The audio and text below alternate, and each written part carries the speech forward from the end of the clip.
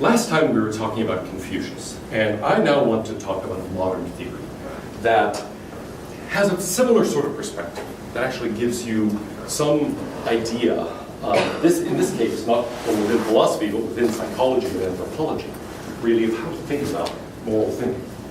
It's sometimes called role regulation theory, or sometimes called a role model theory.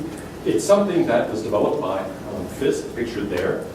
And the idea is that there are certain basic kinds of relationships, and the norms we have for governing behavior arise out of those relationships. Now, the thing that's surprising about this theory, in a way, is that it says there are really only 4 basic kinds of relationships. Now, at first glance, you might think, gosh, there are really, I have a wife, I have kids, I have, a father, I have various cousins, I have friends, I have students. And you might think, wow, if I start listing relationships, there are going to be a lot of them. But according to this theory, there are really only 4 types of relationships that matter. Now, one way to think about this is to think about Confucius. He is talking about virtues, and we talked some about his virtue theory last time. In the end, he says, however, there are really 3 spheres that you have to worry about with respect to relationships, with respect to virtues, with respect to rules for behavior, norms of all kinds. Because it makes a difference whether you're my family member or a friend. It matters whether you're a stranger. It matters whether I'm talking about myself. There are different relationships there and different obligations that arise from those relationships. So last time, for example, we said professors have obligations to their students. Students have obligations to professors. Students have obligations to one another. There are things that are specific to those relationships. And Confucian doctrine is really that there are 3 basic spheres. In fact, at the very beginning of the Analects, Confucius says, isn't it wonderful to have friends coming from far away? Isn't he a person of complete virtue who doesn't get upset that others don't appreciate him? And also, isn't it wonderful to learn and apply what you've learned? And if you think about what's going on there, right at the beginning, Confucius is saying, look, it's wonderful to see friends you haven't seen in a long time, right? There's a certain kind of reaction you have to friends. If an old friend is coming to visit, you're excited. Whereas if somebody says a stranger is coming to visit, my mother-in-law used to have this thing that if you dropped an eating utensil, it meant something about who was coming to visit. I never bothered to learn what what the fork meant, what the spoon meant, etc. But one was, all right, a man is coming to visit, one is a woman's coming to visit, one was, I don't know. I'm not sure what the choice it was. But anyway, she died years ago, before before there were 71 gender choices on Facebook. But in any case, whatever was going on there, the idea was, look, if a stranger is coming to visit, that might worry you. Like, who's the stranger? Ooh, is he from the IRS? What's going on here? But an old friend, that's something that pleases you. And it matters, in short, whether somebody is a family member, whether somebody is a friend, whether somebody is not. If a friend calls you and says, listen, I'm really sick and my dog needs to go to the vet. Any chance you could take my dog to the vet? You probably would do it. But if just some stranger calls and says, I'm sick, my dog needs to go to the vet, take him to the vet, you're not going to do it probably because you don't know this person. So obligations matter. And the idea is there are all sorts of relationships at the level of family especially, or friends for that matter, or other kinds of relationships. It's especially true with respect to business relationships. Some of them are vertical and some of them are horizontal. So Confucius says at that level there are 2 main virtues. One of them is filial piety, and that is the obligation you have to your superiors, that a child has to a parent, for example. Or for that matter, that an employee has to an employer. You might have your boss. But conversely, the person at the top of that relationship also has obligations to subordinates. And then there are the horizontal ones, the obligations you have to friends or to fellow, let's say to siblings, brothers and sisters, and so on, people at your level within the organization. And then, of course, there are all sorts of relationships you have to have. So, Confucius would really say that we have these four basic kinds of relationships with people. There are the vertical relationships. We have these things where we know the person, right? It's at the level of family or friends or coworkers or other people we have an association with. And there are a lot of vertical relationships there, of parent to child, or vice versa, superior to subordinate, and so forth. And all of those are relationships that impose certain obligations. Now, some of them might be quite specific to that relationship, to that working relationship, to that family, and so on, but others are really general, based on the idea of one person being in a superior position in a hierarchy and another person being in a subordinate position. A second sort of relationship, which also comes out of that level of family and friends, is a horizontal relationship. So sibling to sibling, or coworker to coworker, friend to friend. These are relationships where you're still within some broad hierarchy in a sense, but there isn't any hierarchy between you. You're at the same level. Now maybe with friendships, the idea of the hierarchy doesn't make any sense anyway. But it's something that within a company is obvious. These are people roughly at your level. There isn't any supervisory relationship going on between you. There are what you might call skew relationships, just relationships to other people in general, to strangers, to people with whom you have no specific other relationship. And then there are communal relationships. That's the relationship you have to yourself, and maybe to, for example, a spouse. Maybe there are partnerships where the partners are sharing everything. Maybe there are communities with fully shared goals. But the idea is here, you've got this relationship that you obviously have with yourself, but you might have with a few other very close people, where you're committed fully to share. So, yeah, I don't know why my name is on the bottom. Yeah, maybe that's an example of me having a relationship with myself. Okay, so role regulation theory is really just a modern psychological theory that says, that's right, there are these four basic kinds of relationships. There are relationships within a sort of vertical hierarchy. There are relationships of people at the same level, sort of horizontally. There are these relationships that go in all sorts of different ways to people who really aren't related in that specific fashion at all. And then there are these communal sharing relationships. So here are the assumptions of the theory. We are essentially social. We are social animals. And so how does ethics develop? It really develops as a way for us to get along with one another. Now, we organize our lives in terms of relationships with people, and these four models generate most kinds of social interaction. They often combine. I mean, you might be in a company, and somebody might be at a higher level or a lower level than you, but you're friends with that person. And so there are sort of horizontal aspects to that relationship and vertical aspects to that relationship. So these can be combined with respect to the relation you have to any particular person. And now, critically, these models generate not only concepts and concerns, but norms, principles, rules, values, things that we care about. Virtues, Confucius would stress, arise from these, but certain rules, certain expectations, a sense of what's appropriate and what's inappropriate arises out of these. So, let's take a look at these models.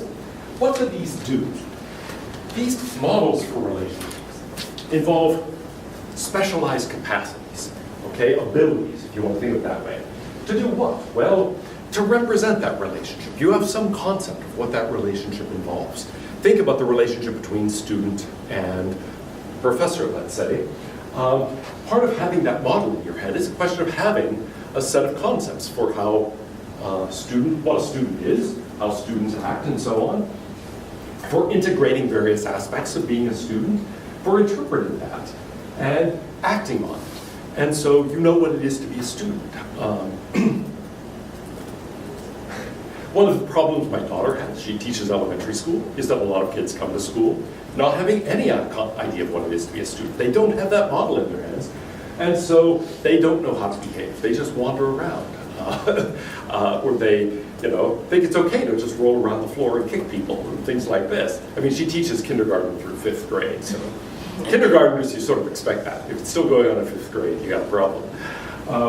But that's something that has to be learned. Now, the general idea of a vertical relationship, on the other hand, according to this theory, is really innate to us. So how it's manifested in a particular social setting, that's something we have to learn. But the general idea that some people can be above us in a hierarchy, some people below us, some people are on the same level, some people are strangers, some people are acquaintances, some people might be people we love. All of those are things that are, in a sense, built into us from the beginning. But what do these models do? They structure these relationships. They structure certain groups of people who have these relationships. They structure our social identities, and they give things meaning. Well, this theory then gets developed later by Rye and Fisk. It's initially developed by Fisk, but then they end up taking this a little further and say, look, a lot of ethicists think of ethics as something that arises completely independently. With something right or wrong, you look at the action and you say, well, did it cause harms? Did it produce benefits? Did it violate certain rules? And those are things you can think about without reference to any sort of social context. Rye and Fisk argue that actually it isn't independent of those social contexts, that instead you have to see actions as part of a social context. So you can't just say, did it cause harm? Was it unfair? And something like that. In the end, he says, they say, it's really part of our social relational cognition. In other words, it's part of social relationships. Now, I'm not sure that in the end, they actually believe this themselves. Because at the end of the article, they say some things that seem to me to take back a large portion of this. But anyway, the idea the article starts with is that all of our moral obligations arise out of these social relationships. So let's take a look at how this goes. They say, look, that means there are no fully general principles. It's all going to be specific to relationships. As we'll see, they sort of cheat. Anyway, here is one way in which you can actually get a sense, a preview of the fact that in the end they're going to cheat on what they actually claim to be doing. Our sense of morality functions to facilitate the generation and maintenance of long-term social cooperative relationships with others. Now that already suggests that there is something that's actually independent of a specific relationship, right? Which is to encourage cooperation and encourage relationships with others. So there are certain kinds of behaviors that are going to promote the relationship. And you might think, so there is a sort of moral principle in the background, which is, create and preserve healthy relationships, or something like that. As we're going to see, it actually, by the end, it's a little more specific. Well, anyway, what are these models? Here is the initial claim, when Fisk puts together the theory in 1992. People in all cultures use just 4 relational models to generate most kinds of social interaction: evaluation and affect. They're the schemata people use to construct and construe relationships. So what are these elementary models? Well, communal sharing, authority ranking, equality matching, and market pricing. So we're going to look at each of these in detail. But to go back to Confucius, the sharing, that's the relationship I have with myself and maybe a few other people. Authority ranking, that's something that establishes vertical relationships. Equality matching, that's something appropriate to these horizontal relationships. And then market pricing, that's just general for anyone, whether or not you have any specific relationship with them, whether or not you know them. That's sort of the Confucian category of others. You walk into the marketplace, are interested in buying some pears. It's not like you really have to think, is the seller of the pears someone higher than I am in social status, someone lower? Are they friends of mine, etc.? It's something you should be able to do independently. So there are these 4 basic archetypes, you might say, of social relationships. Now, let's take a look at them. First of all, well, I've made this point already. Confucius's idea of these vertical relationships, that's interpreted here in terms of authority rankings. There is a ranking, there is a hierarchy. Within a family, for example, there are the elders, and then there are the younger people. Within a company, there are the superior people, then there are the employees of those people. Within an organization like that, but also outside of it, with friendships, there are these horizontal relationships where what we pursue is equality or some kind of matching. Then there are just these relationships with others in general, where the model is market pricing. And then there are these very close communal relationships where sharing is the model. Well, the thought is these generate norms. Each of these has specific norms, specific virtues that go along with it. And those are things that are arising out of these social relationships and specific to them. Now, what do I mean by a norm here? Well, a norm is really something that just gives you some idea of evaluation. It's not just describing things, but it might say this is a virtue here. This would be a good trait to have in that relationship. So a good friend would be like this. Or it might consist of certain principles or rules. Things like, in general, friends should, be loyal to their friends. Or it might just give you reasons. Why'd you do that? That person's my friend. Okay? And all of these can generate, some of these principles can generate a conception of virtues that goes along with that relationship. It can generate reasons. So as soon as you think about that, you realize, oh, well, actually, this is kind of complicated. Because we've got these four models of relationships. And then we've got virtues that might be specific to those, and rules or principles, and then reasons that go along with them. And so, we'll get to more specifics in a moment, but for example, authority ranking. What would be a virtue of someone in one of these hierarchies? For example, in a company, you've got an employee, and you've got an employer, let's say. What would be a virtue that would go along with being a good employee? Obedience. Obedience? Okay, that would be, in fact, that's sort of the classic one that Confucius talks about within these family relationships. The primary obligation of the child is to obey the parent. And obedience is an important one in this kind of social hierarchy. What would be a principle that would go along with that? If you wanted to sort of say, all right, here are principles for being a good employee, what would be such a principle? Punctuality. Good, punctuality, yeah, show up on time. Okay? There is a really funny YouTube video of a millennial who, I apologize, it's sort of an insult to an entire group of people, it's very unfair. But it's someone who is all excited that she got her first job, but by the time she's doing the video, she's upset. I mean, it's silly, right? It's not a serious thing, but it's like, oh, I can't believe it. It was my first day of work, and I was so excited. I was, worried all weekend about this and everything. And so I go in. I went to the office about 10:30, and the boss came in and said, "Where have you been?" And I said, "Well, oh my gosh, I've been stressing because this is a time in my life that's really important. So blah blah blah blah blah blah blah." And you know what he said? He said, "Just take your things and go." I said, "Can you believe it?" Well, anyway, yeah, show up when you're supposed to show up. That's the important principle. And then what would be a reason? Why on earth did you do that? What would be a reason that an employee might give? And so far as their status is being an employee. My boss told me to do it, right? That would be a legitimate reason. Think about equality matching. So a friendship, let's say. What would be a virtue of a friend? Dependable? Good, dependable, let's say. Loyal.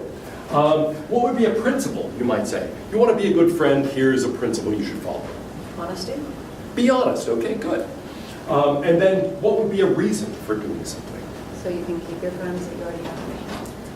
Yeah, okay, good. Yeah, my friend asked me to do this, I wanted to keep that friendship. That would be a reason for doing something. Now, market pricing. This is just sort of the general virtue of the marketplace where there's no specific relationship with a person.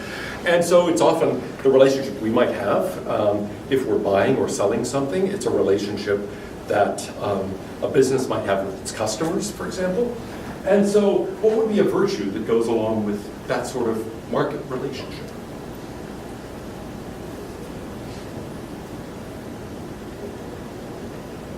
I go back to honesty. Yeah, honesty, right? Being honest about what my product is, what it can do, and so forth. What would be a principle? Let's say somebody says, "Oh, I'm thinking of opening up my own business on Amazon Marketplace." What would be a principle you would say is a good one for them to follow?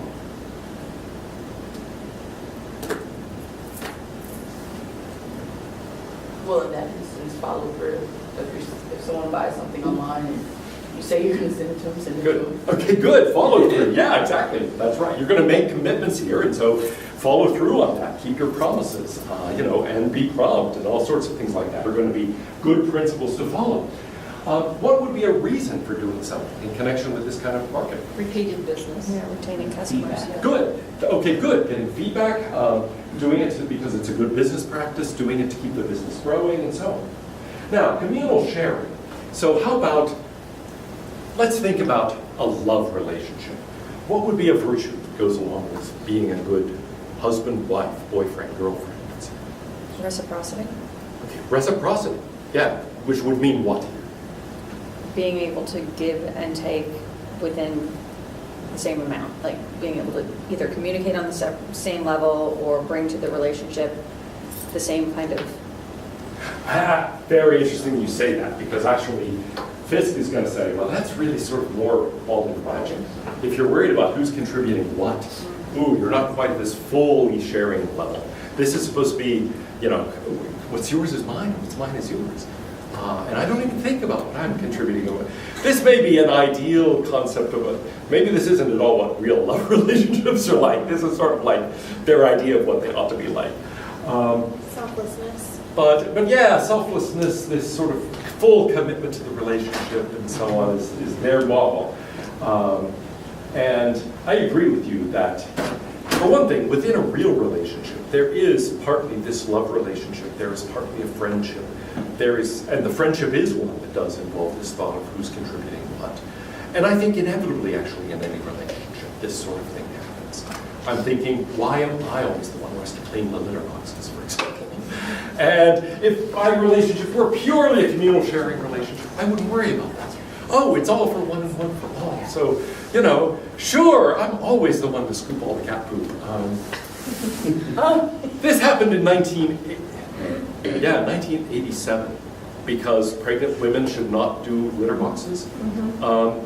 And somehow, my wife never took back her share. So, gosh, what is that? 30 years I've been cleaning all the litter boxes. Okay, so anyway, are there certain principles? Let's say you're you're counseling this young couple before they get married. What is something you want to tell them to make the marriage good? Integrity. Oh, integrity. So put that as a principle. Knowing that you'll be the principal. I can trust you when I'm with you and when I'm not with you. Okay, good. Trust the other person. Make sure you're somebody they can trust would be a great way of putting that. Yeah, absolutely. And then a reason. What would be a reason that would go along with this?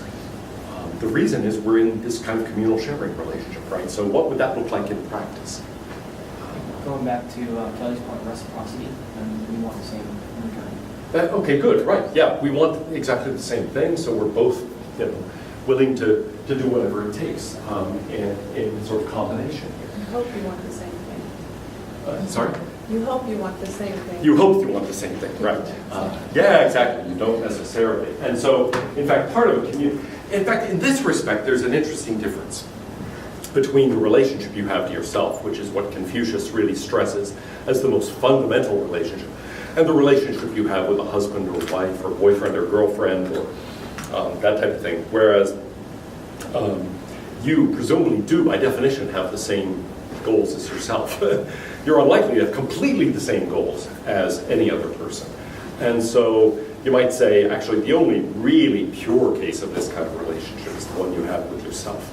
And maybe then it's not even absolutely pure, because it might be that you think you have certain goals, and you're really not very self-aware, and in the end you achieve that and you think, oh, I wanted this. There's an old saying, be careful what you wish for, because you will surely get it. And sometimes people aren't very happy with what they get. So maybe if you're not very self-aware, it can turn out that even your relationship with yourself isn't really fully communal. Anyway, let's look in more detail at each of these types. What's an authority ranking type of relationship? Well, it's based on a model of asymmetry. That is to say, one person is in a position that the other person does not share. So typically one person is above and one person is lower on this scale, whatever it is. Now there are all sorts of ways in which this might be manifested. So sometimes in a company, it's quite explicit. This person is the dean, this person is the associate dean. That person is the chairman, this person is the professor. Okay, and there's that kind of hierarchy that's quite explicit. Or the president, the vice president, the assistant vice president, and so on, however that goes. And you know your position on the organizational chart. So that's one way of looking at this. In a family, it tends to be more based on, well, what exactly? What put somebody in a higher position in the family, what put somebody in a lower position? Age. Age is often the case, yes. The person who is the parent, let's say, is in a superior position. The child is younger and so is in a subordinate position. Now, eventually it might be that somebody becomes old enough that, well, they still have a certain kind of position in the family, right? And yet, maybe they can't any longer tell people what to do. Part of the friction that occurs in teenage years and roughly around there is that, you know, what the parent used to be able to tell the child to do, the child no longer really has to do, and so on. And so there's an adjustment of the role. So the meaning of the linear ordering changes at certain points in our lives. Nevertheless, that's the basic structure of the order. Can you think of other instances of this sort of hierarchical relationship? Depending on the culture, gender.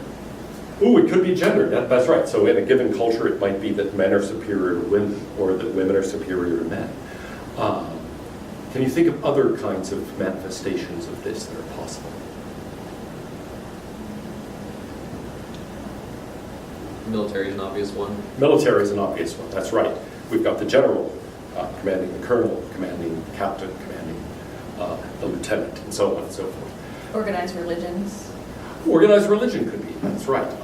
There can be God, and then the priest, and then so on. So there can be that kind of hierarchy. Most business, I mean employment, anywhere you work, there's probably a hierarchy.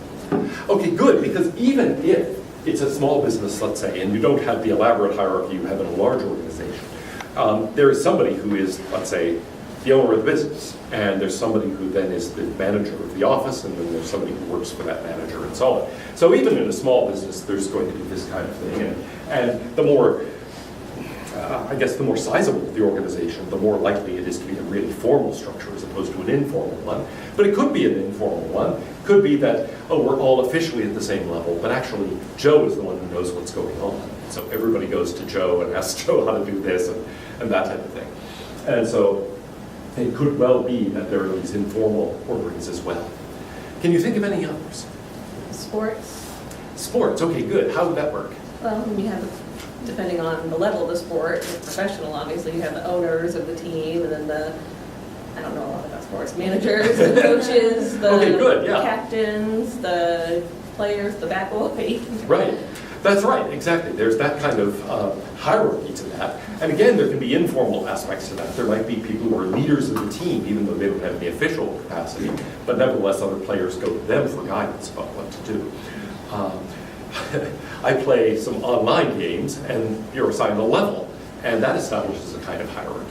Somebody who's a level 40 says to somebody who's a mere level 30, oh, blah, blah, blah, blah, blah, and I do what the person at level 40 says. Why? Because that person has any official right to boss me around? No, but because I assume they have greater expertise and know what's going on. And so it establishes a kind of hierarchy. Now, what kind of norms go along with this? We've talked about obedience. Are there other norms that go along with these kinds of relationships? Privilege. Good, privilege. One of them is that the person in the higher status has some kind of privilege the person in the lower status doesn't. So the parents get to do certain things the children don't. The boss gets to do certain things that the employees don't, and so forth. And that can be a matter of license to do things. It may be that, actually one thing they stress is that really in all cultures, the person in the superior position is perceived as having the right to certain privileges. It makes sense that the president has a larger office than the account manager, let's say, or it makes sense that the dean has a higher salary than a mere professor, and so forth and so on. So all of those are things that kind of go along with this idea that being higher in this hierarchy grants one certain advantages. So here are some that, I don't want to get to that yet. I want to let us do that, because that's a big unorganized list. I want us to just think about the kinds of things that arise here when we think about these kinds of hierarchies, both from the top and from the bottom. What are some norms? What are some ethical issues that arise in connection with this? So if one we've had is privilege, that's relevant. What are some others? Caretaking. Caretaking, okay, good. There are obligations that the person in superior position has. They have an obligation to take care of, to protect, to encourage the development of, and so on, the people who are subordinate to them. And so that's true in a family. The parents have an obligation to the kids, but also the boss has an obligation to employees to try to develop them, to take care of them, and so forth. Other things that arise. Do the lower people in the hierarchy have an obligation for fidelity to the organization or the group, or to stay loyal to it, to, the vision, the mission, whatever, no matter how small or large it is? Good. Winning the game, or, making profits or whatever. Excellent, yeah, exactly. Loyalty, fidelity. So if you're an employer, you're supposed to care about the welfare of the organization and direct yourself to it. And actually both, you might say the people at the top have that obligation too, but it means slightly different things for the president and for the person who is, let's say, the assistant way down in the hierarchy. That's right, but they all have the obligation of trying to work together for the goals of the organization. Other things that are norms that arise out of these kinds of relationships. Well, would trust fall under that? Or, as far as I'm thinking of, I'm going to work for you, but in 2 weeks you're going to pay me. Right. I'm kind of Okay, giving you good. the upfront, but I'm expecting, and you're going to say you're going to do what you said you were going to do when you're going to pay me. Right. That would be more like markets. I don't know. Is it not? Well, trust is going to happen at many levels. In Yeah. fact, there are a lot of norms here that it seems to me arise out of a bunch of different relationships. And so much so that you might start suspecting, wait a minute, there are certain things that are really fundamental to human interaction, period. So we're going to see a similar kind of issue arise a little bit later. But you might think, look, you're absolutely right about trust being important. The employee has to be able to trust the employer, that the employer will, for example, pay you the salary you agreed on. The employer has to trust the employee to actually work for the organization and to do the job they've said they're going to do. So there's trust that's vital in both of those directions. But of course, friends, lovers, they want to trust each other too. And so trust is going to spring out of many of these. And you might think, aha, maybe that tells us there's something about human interactions in general.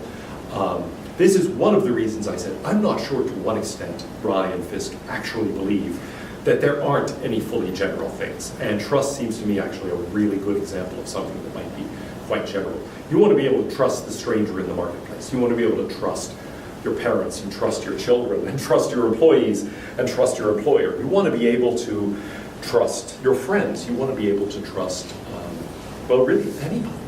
And so you might think, wait, trust is one of those things that actually arises out of all of these relationships. And maybe that tells us it's something basic to human interaction, period. We don't need the specifics of the relationship. Trust matters, no matter what. So I think that's not a criticism. I think it's absolutely right here. It's just something that we're going to see happen again and again. And there might be other things like this.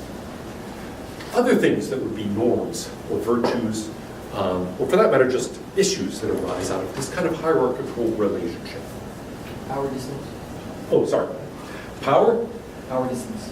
Power. What do you mean by power distance? So distance, power distance. So like miscommunications due to, for example, in I think Japanese airline, Korean Airlines had really high incidence of crashes in the 80s. And that was because of the power distance between the captain and co-captain. So even if the captain was doing something incorrectly, then the co-captain wouldn't say anything and the plane would crash. So, Ooh, right. Okay, good. Yes, communication is really important.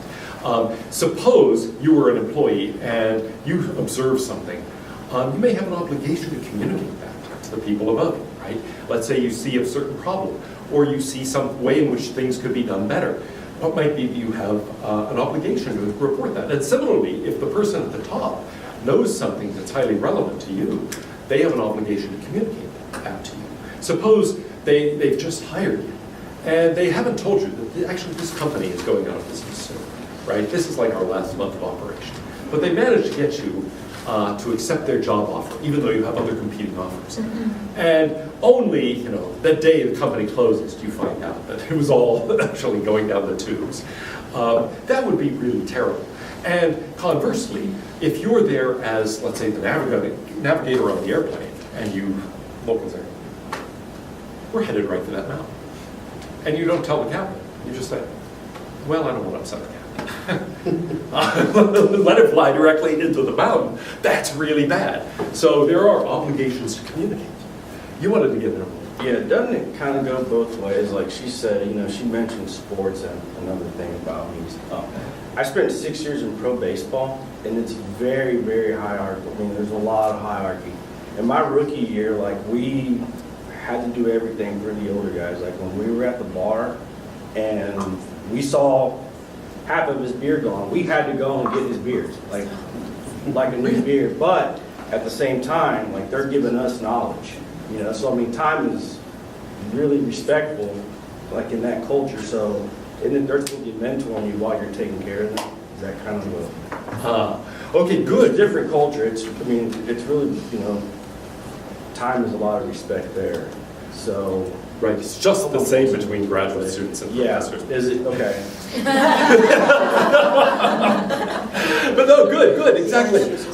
In that kind of thing, and it's interesting there because to a large extent that's an informal hierarchy. Right. It's not as if they have an official position that entitles them, and it's an official job duty. Right. It's just something that becomes part of the culture. You do this for them, they do that for you. Exactly. So often there really is an important informal element to these, but it can be overwhelmingly powerful. It can be the kind of thing that, look, the main thing you have to know isn't something that's written down anywhere. The main thing that's going to determine whether you succeed or fail is in terms of these other norms that are informal but nevertheless really important to that relationship. And things like refilling somebody's beer, that has nothing directly to do with baseball. In fact, you'd think it's actually rather harmful to your performance. That explains my drinking habits. But, but at the same time, when they go out, they pick up the bar tab. If I ever picked it up, that's a huge disrespectful thing. You do not pick up bar tabs, he does. Oh, that's really interesting. So, yes. Yeah, that's not true of grad students. But okay, good. There are all these sorts of things that are, now notice in this case, highly specific, right? It's not as if the child has an obligation. As soon as dad's beer is halfway gone, to go and get dad more beer. Well, in my family. Yeah, maybe it's certain families it is. But you might say, look, a lot of these are quite specific to that version of that vertical relationship. And yet, something like that is something that's true in any vertical relationship. There will be certain obligations you have, things you have to do for the people above you, and things that they have to do for the people below down. Right. Yeah. I have one. I mean, you were talking about authority has autonomy on certain things, or they create their own own rules, if you will. And in any I don't know, many of you have probably witnessed it before, where authority always never follows a mission. Somebody was saying about mission, vision. They don't follow those rules, but the expectation is that everybody should follow those rules. So that is it is like a paradox in a way, but at the same time it's hypocritical. Right. To say, I'm the authority and I'm expecting everybody to follow these, and says, oh yeah, these are very important, but never once follow those. What do you attribute that to? Ooh, all right, good. That's a great question, and a hard question. Because here, for one thing, the formal rules of the organization and the hierarchy may differ from the informal rules, so that this is what it says on paper, this is what everybody in fact does. And that sets up a dangerous type of situation. In fact, let me use a baseball analogy here. I think it was in 1910. It was called the Merkel Incident for Fred Merkel, who was supposed to have done something unbelievably stupid. But it wasn't really stupid. It was a case of informal practice deviating from the formal rules. So here's the idea. Somebody, let's say there are runners on base, somebody gets a hit, and the winning run in the bottom of the ninth, say, scores. Okay, the person crosses the plate. The person, in this case, Merkel was on first base. He starts running to second when the ball is hit. The runner on third was faster and got a bigger jump, crosses home plate before Merkel gets to second. Winning run, okay? Merkel just says, yay! Goes running back to the dugout. He never touches second base. So somebody on the other team says this, starts calling to the outfielder, throw the ball back in here. He never touched second base.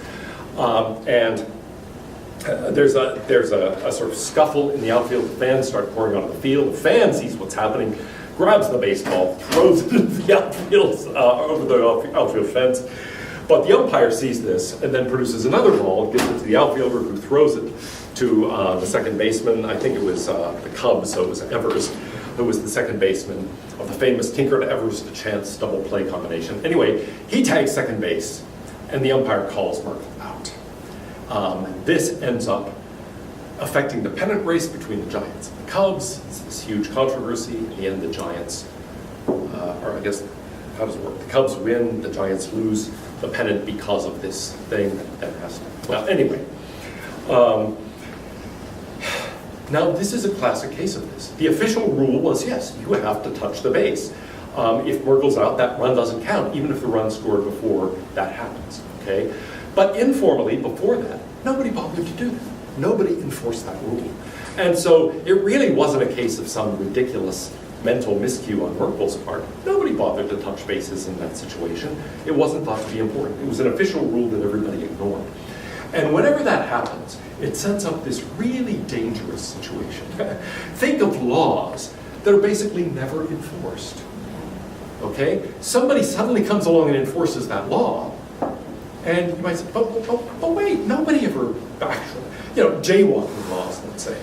A few years ago, oh wait. We were like the other day, Guadalupe is like the only place in America you can actually get a ticket for jaywalking. It's most of Austin, actually. Yeah. Right. Just a few years ago, the It's still the Austin only started place in cracking down. America. Like, why? Yeah. Well, You it's not have big enough crimes to worry about? well, No, because these- people were dying at ridiculous rates from from Seriously? pedestrian and vehicle accidents. Fine, Danny.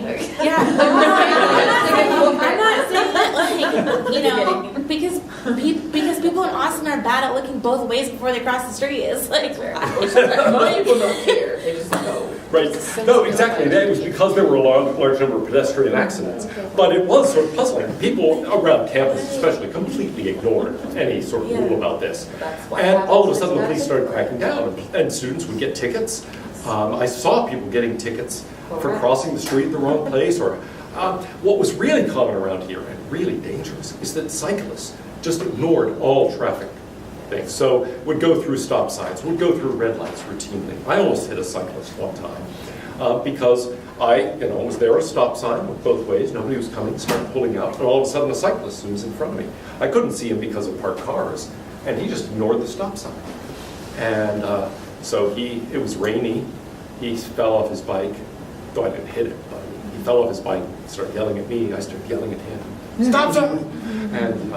But in short, that was a case of, look, formal rule is if you're on a bicycle, you have to stop. I didn't realize, I was new to campus, I didn't realize that, nobody pays any attention to those rules on campus. And that went on for about 25 years, and all of a sudden they started realizing this is really bad and started cracking down on it. But if you're one of the first to have, to face the crackdown, you're kind of like, what do you mean? Everybody's been doing this for 25 years, what are you doing? So that's a very dangerous sort of situation. And unfortunately, in a lot of organizations, that happens.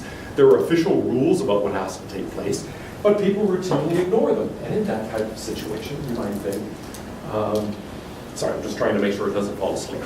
If I don't touch it within 5 minutes, it automatically falls asleep. And I can't do anything about it. It's a UT iPad, and UT just sets it up. I think their idea is, look, if this thing gets bored and falls asleep, the students are getting bored and falling asleep. So do something, move on to the next slide. But anyway, that's something that does set up a tricky situation. Now, there's a different kind of tricky situation that's also closely related to this. When you've got an organization with certain rules, and actually most people follow them, but your supervisor, let's say, doesn't. Okay, so your supervisor says, forget the rules, here's what we're going to do. Then you've got a problem, because you have these obligations to the organization that are not only formally written down, but actually usually observed within the organization. But your boss says we're going to ignore it. Now what do you do? Here's another version of basically the same problem. You're within an organization and there are rules about what to do. The rules make no sense. And you think, if I'm going to succeed at this, I have to forget the rules. And unfortunately, in a lot of organizations, you're put in that situation. Here are the things you're supposed to do. You realize, A, well, maybe nobody could do that, or B, it would be a really bad idea to try to do all that. And so here's what we're really going to do. And unfortunately, you're often put in a position, the bigger the bureaucracy, I think the more likely you are to be put in this position where you think, wait, the official rules make no sense. It would be impossible for me to do this well and follow all the rules. And so I think all of those put people in really interesting ethical dilemmas. You've got a situation where here's the informal practice, here's the official rule, they don't correspond. Or where here's the practice, except that my boss says we're not going to do it that way. Or here's what everybody says to do, but that doesn't make any sense at all. And it's a recipe for failure. All of those generate ethical difficulties. And I don't think it's easy to say in any of those cases exactly what the norm should be. Should it always be follow the written rule and ignore the informal practice? Follow the informal practice, ignore the written rule, just do what makes the most sense no matter what the rules say. I think they're just hard problems. And so one of the things we have to be on the lookout for is places where these ethical issues arise. And I think you put your finger on a place where, in practice, in organizations, that's a huge generator of ethical problems. Anyway, great point. I think that's something that anybody who's been in an organization of any size has had. But often there is no accountability, and that generates something that's a little bit like this too. What if here are the rules, here's what the boss tells you to do, and then nobody ever pays any attention to whether you do it or not, right? That can happen as well, and it's not a direct sort of conflict of the kind we've been talking about. But nevertheless, it puts you in a very weird position. You're asked to do A. Nobody actually cares whether you do A or not. So what is your actual obligation there?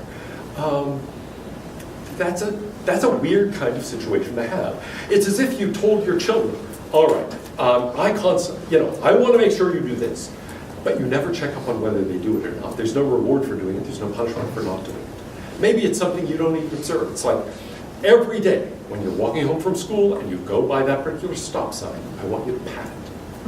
You're not there to see it, right? That's an insane rule to have. And in a family, that would be a joke. It would be obvious that's stupid. But actually in bureaucracies, this sort of thing happens all the time. But hey, sure you do this, but no one will ever know, of course, whether you do it or not. How much of that is like trying to create submissiveness in some cases? It could be that there's a plan here to create a submissiveness. It's just by keeping them so busy that they can't really think about. That's true. There could be that strategy. We don't want you to think about other things that would be bad, so we want you to do these things that are pointless so that you won't get into trouble in other ways. Maybe that's what, in this case, the provost was thinking of doing. Let's keep those chairmen out of trouble. But often I think it's just because people have these grand ideas that are so grand that nobody can follow up on them. Because here's the problem. What would it be like to actually follow up on that? It would generate a huge amount of work for them. At British universities, and this is something that's starting to be copied at some American universities, professors have to write extensive reports on a class. So at the end of the class, a friend of mine who teaches at LSU complains about this. He has to write like a 20 to 30 page discussion of the class. What were his learning objectives? Were they met by the students? He has to relate this to specific exam scores and so on. Ooh, the students on the midterm exam didn't do quite as well in this, and here's my plan for changing the course of the exam, etc. And who reads, on thousands of courses now generating 20 to 30 page reports on the coursework? Nobody has the time to read all that stuff. And so in cases like that, I really don't know what the plan is. Anyway, there are a lot of different kinds of norms that arise here. Involving respect, trust, we've talked about those. Direction. The people higher in the hierarchy are supposed to provide some direction for the people lower in the hierarchy, indicate what they're supposed to be doing. There should be clear boundaries established, right? And the question of boundaries, well, who's responsible for doing what work? And so on is important here. Having defined goals. Expertise is supposed to be connected to this. It would be very, very strange, though it sometimes happens, to say, oh, you're an expert in Java programming. Great, so we're going to put you in accounting. But sometimes that sort of thing happens.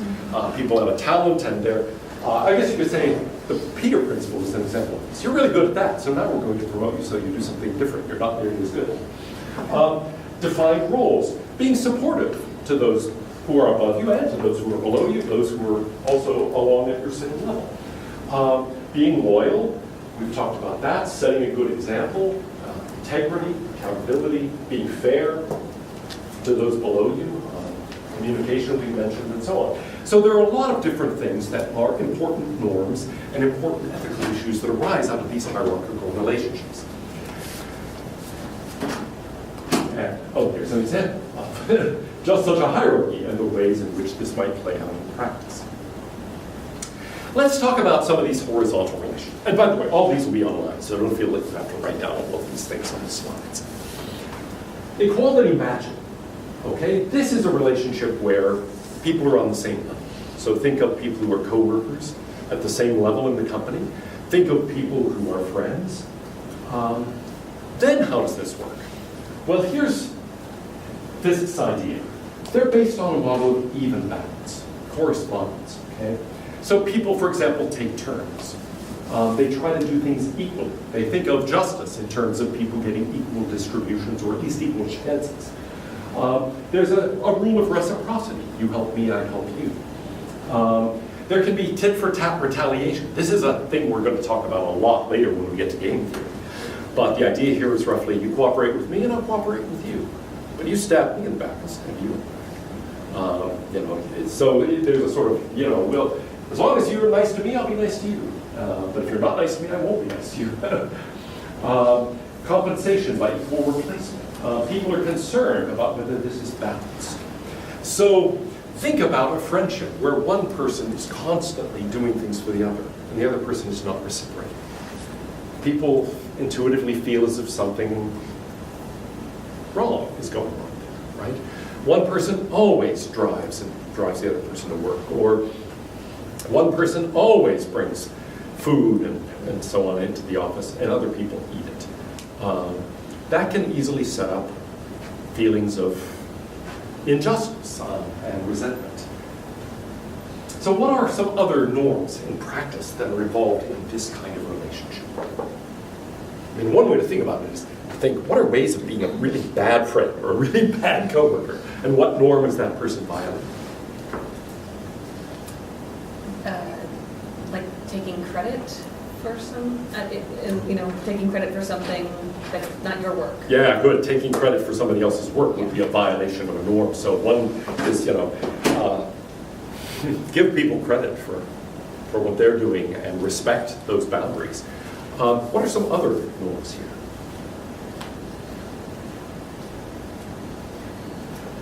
Let's go back to your example about rookies. What are obligations rookies had to other rookies? Rookies to rookies, like if one of the older guys, say I've been getting her beers all night, and she's a rookie as well, but she sees her beers getting kind of close to being empty, she would run and grab it, and, make sure that the empties are thrown away, because a little bit of a rule we had is you never had an empty beer bottle on the table, because you don't want the fans to know how much you've been drinking. No, true. So yeah, that's kind of like, you take care of me, and I'll take care of you, that's kind of one of the rookie mentalities. Right. Yeah. Okay, good. That's a great example of reciprocity. You take care of me, I'll take care of you. Yeah, sharing the workload. Sharing the workload, right. Helping each other out. Exactly. Competition's natural too. Right. Good. Okay, yeah, say more. I think at work, especially, obviously promotions are not unlimited, right? There are finite amounts of positions for a large size group, and so competition arises out of that, and the Right. surge to be more hierarchical relationship or. Right. Okay, good. Competition is fine within this kind of relationship, but it's got to be fair competition. So, for example, if it turns out that we've got a case of nepotism, where among the coworkers is the boss's nephew, right? And it's like, oh, you know that person's getting a promotion no matter what I do or what that person doesn't do. Then all of a sudden, that can set up a feeling of injustice. So that sort of favoritism, you might say, becomes an enemy here, but fair competition is perfectly fine. Similarly with friends, it's like you may be in part of a friendship, maybe you play certain games and you play tennis together all the time. And if one person always wins and the other person always loses, that can become an issue in the friendship. I actually had a friendship with somebody here a long time ago. Well, actually, we're still friends, but I mean, he's now retired. But we used to play tennis together a long time ago. And he was a very good tennis player, and I was a really bad tennis player. I just always lost, even though he was about 20 years older than I was. And part of it is that I have pretty severe astigmatism, so depth perception is not my strength. So a ball was coming in my direction, and it was kind of like, where is it? I don't know. Without my glasses, I'm hopeless. With my glasses, I'm only slightly better than hopeless. And so I would just always lose. And finally, you know, I said, oh, Tom, I just always lose. I'm just not getting any better at this. And he said, oh, Dan, you're not serious. He was Korean. That's really the way he talked. He said, oh, you got to be out here on the court every day, or you should give up the game.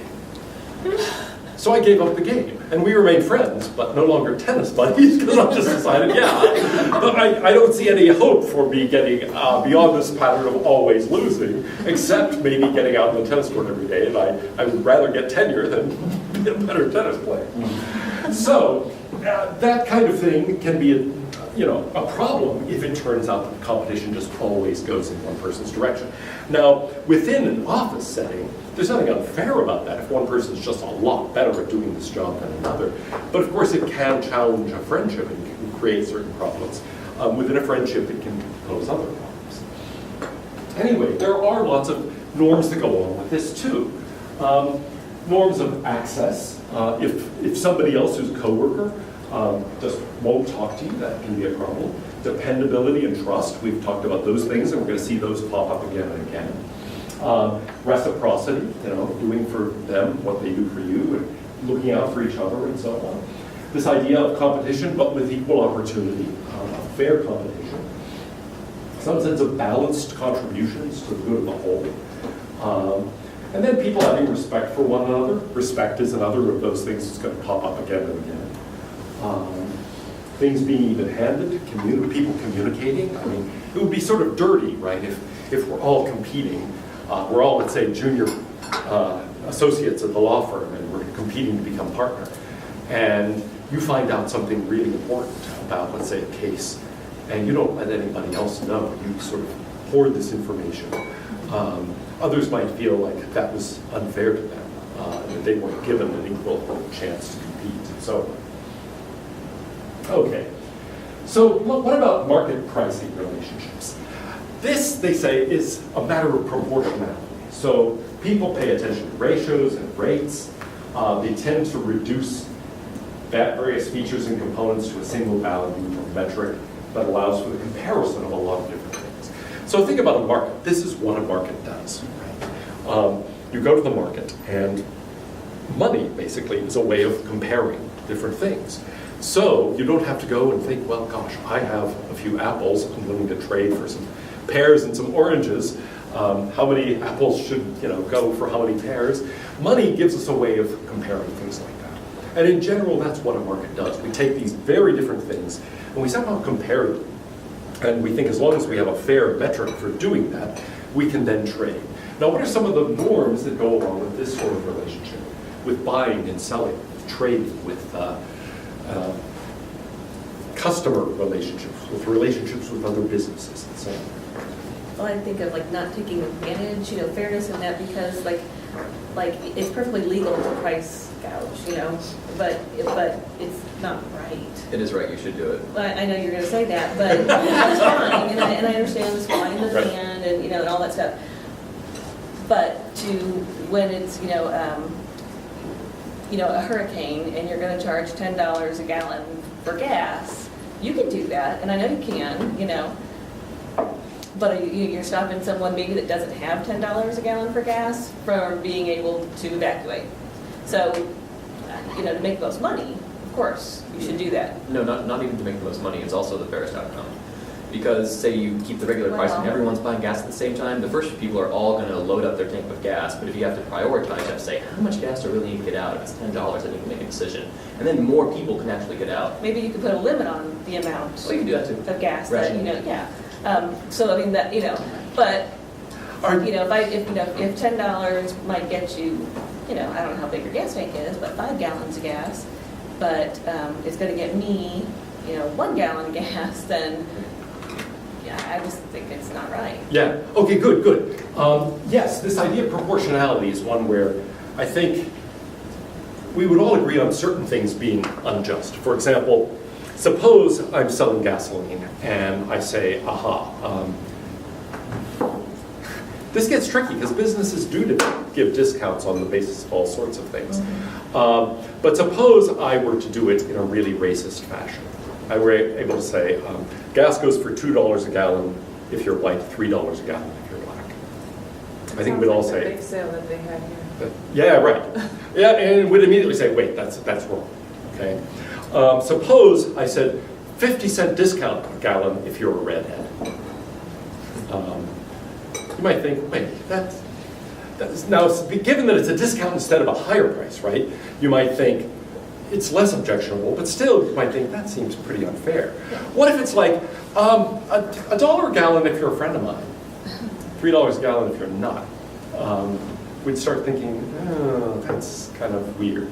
Now, in the case you're arguing about here, the sort of hurricane case, it's trickier to decide because it's not really discrimination. It has to do with not some feature of you that seems irrelevant. It's some feature of the situation that actually seems pretty relevant. So here's a real life case. Randall's had the misfortune to have a sale on their bottled water this week. And so what happened, as soon as people realized the hurricane was headed in our direction, well, they didn't price gouge. In fact, it was the opposite. But they sold out like that. Okay, when I was there at 9:30 in the morning, already there wasn't much left. By the time my daughter got there at like 1 o'clock in the afternoon, it was all gone. And so that wasn't a great outcome. Now, suppose they had raised the price instead of having lowered the price and then leaving the sale in place. I wouldn't have bought 2 cases of bottled water because I would think, well, how much bottled water do I really need anyway? And besides, I told my wife we didn't need any of it. There's plenty of beer.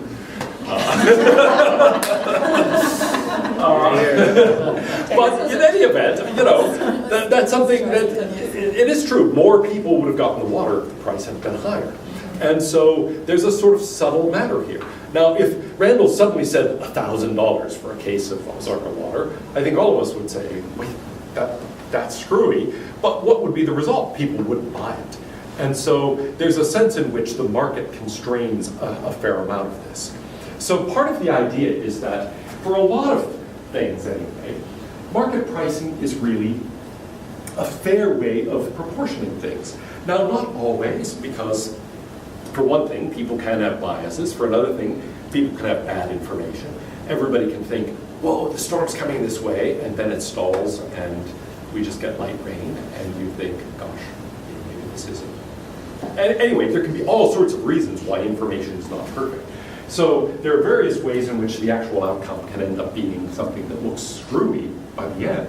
But nevertheless, you might think that, at least if the system is working right, things are actually combining concerns of justice and efficiency and allocation and all of that in the fairest possible way. And in fact, there's a theorem proved by Arrow and DeBrow in the 50s that shows that this sort of scheme of market pricing, as long as certain broad conditions are fulfilled, really does maximize the welfare of the group in allocation. So those conditions aren't always fulfilled, but when they are, this actually works out well, even if it creates situations where prices suddenly rise in conditions of scarcity or greater demand and so on. Now, so what are some of the norms? Well, things like visibility. I should know what the price is, right? I should know what I'm getting for that price. It would be weird. Actually, some places do this, and it always strikes me as bizarre. Oh, special mystery sale this weekend. Bring in your ticket and select your things to buy, and we'll scratch off the thing and find out what your discount is. That always disturbs me, right? Why? Because it violates norms of visibility. It's like, I want to know what I'm going to have to pay. Yeah, or add it to the cart to see the price. Yeah. I don't want to add it to my cart unless I know the price. I know, that annoys me too, though at least then I can take it out of my cart. Yeah. I guess at the store you can say, wait, I only get the 10% discount, I was hoping for the 40, forget it. But it's much harder than just deleting something from a cart, though I agree, it's the same kind of thing. Transparency, same sort of thing. Again, respect pops up, trust pops up. I want to know that I will actually get that product if I send my money. That the value I put on things is fair, that you're not selling me a broken guitar and things like that. Expertise is relevant here. Some people know much more about this, and so you might expect that expertise and so is relevant. Specificity. We want to know precisely what we're getting and not just some general thing. Actually, that's one of the things that baffles me about online sales of groceries. If I'm buying bananas, I want to know what I'm getting. I don't want to just check bananas on the box and then have you pick out the bananas. I want to pick out the bananas. And I'm a good person, by the way, at picking out the bananas, speaking of market allocations, because I like really ripe bananas. So I want them just before they're about to throw them away. Okay? I don't want green bananas. I might not live that long. I want, I want them looking like they're getting brown and mushy, and that's when they're best. Anyway, we want clearly defined roles. We want simplicity. That too matters in the marketplace, right? If things are so complicated that I have no idea what I'm really getting and what I'm really going to end up paying for it, that's a bad thing. I care about quality, about delivery, about courtesy. I want people to be nice to me.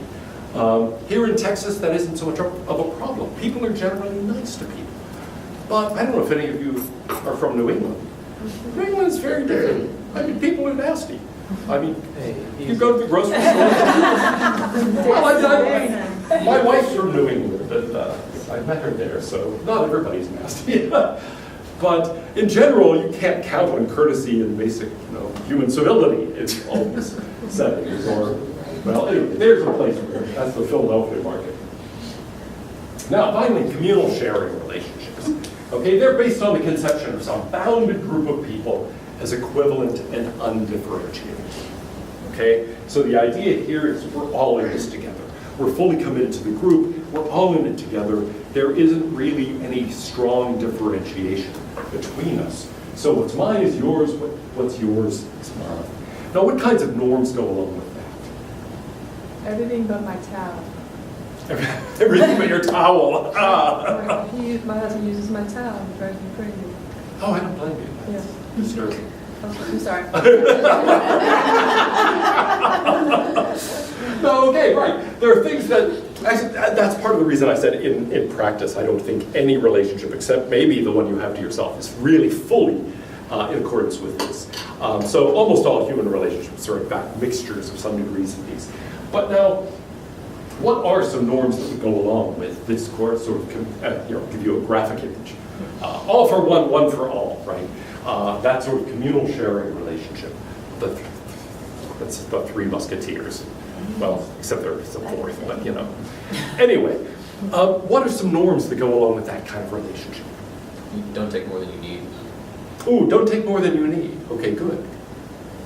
What are some virtues that go along with this? Well, you don't have anything. You just give everything. Everything belongs to the community. Okay, good. In lots of marriages, there's just joint checking accounts, joint savings account. Everything is held jointly. Now, not in all such relationships, but What about things like parks and things we share? We're really paying with tax dollars for it. I mean, they're not, I don't know. No, great example. Public goods often have a bit of this character, right? Everybody gets to share in the parks, in the other public goods. The air we breathe is like this, okay? So it's not like you can say, you're breathing too much. You're taking too much proportion of air. Now, we could, in an extreme thing, we're all trapped in a submarine, and we're worried about oxygen levels. But ordinarily, that's a public good where, in effect, it functions this way with respect to that particular good. And so often that's true, even if we aren't in that kind of relationship in general. With respect to that good, we really are. We're all in that together. Now, there are some notes that Rye and Fisk point out in their work. There are maybe other kinds of relationships where you're merely using somebody. Even in the marketplace, you might think, there's a question of not merely using somebody. Yes, I'm using you to get a guitar or to get a gallon of milk or something. But on the other hand, there is a certain kind of basic human respect, trust that are relevant to those things. I sometimes describe it to students this way. Suppose you're there in the line, you're paying for your milk, and suddenly the person there selling you the milk goes and falls on the floor. What do you do? Just take the milk and run. All right, if you just take the milk and run, then you're treating them merely as a means, right? You're merely using them. But on the other hand, you're not supposed to do that. You're supposed to at least call 911. If you're not trying to do something yourself, you're not supposed to just show no human regard for that person. Of course, there are people with whom you have no relation at all. You don't even know they exist, so you're not in any kind of relationship with them. And these are often combined. And the ways in which they're combined can vary as the relationship develops. Initially, that person's just a coworker. You just met them. So they're kind of a stranger and kind of coworker. Then you get to know them better. The coworker relationship gets filled in. Then you become friends with them. So the pattern of the relationship can change. Now, these things have an impact in all sorts of different domains, and they have charts that I'm not going to go through for interest of time about the various norms that can arise in various respects with respect to exchange, distribution, contributions, workload, the meanings that things have, and so on and so forth. There are lots of things here that are worth going through and thinking about that we don't really have time to do here in class. But I want to recommend that you go through those charts in the reading and think about some of those. Because the ways, a lot of them have come out in our informal discussion, but there are lots of ways in which these things are manifested. Now, how do they generate norms? And what norms do they generate? Here's one way of thinking about norms. There are norms that govern entry into a relationship. So, for example, suppose it is a business relationship, an employment relationship. There are norms governing hiring, for example, interviewing, and so forth, for entering into such relationships. And then, of course, there are maintenance norms, norms that govern that once you're in that relationship already. Then there are exit norms, norms that have to do with departures. And so they might involve terminating the relationship on the one end through firing or something like that, on the other end just through quitting, retiring, and so on. There are all sorts of norms that govern those transitions in a relationship. And so the things that are dynamic here, that have to do with, you might say, the stages of this. After all, they're concerned to say that a lot of life consists in starting, maintaining, transforming, and eventually ending these relationships. A lot of ethical issues arise in connection with those changes.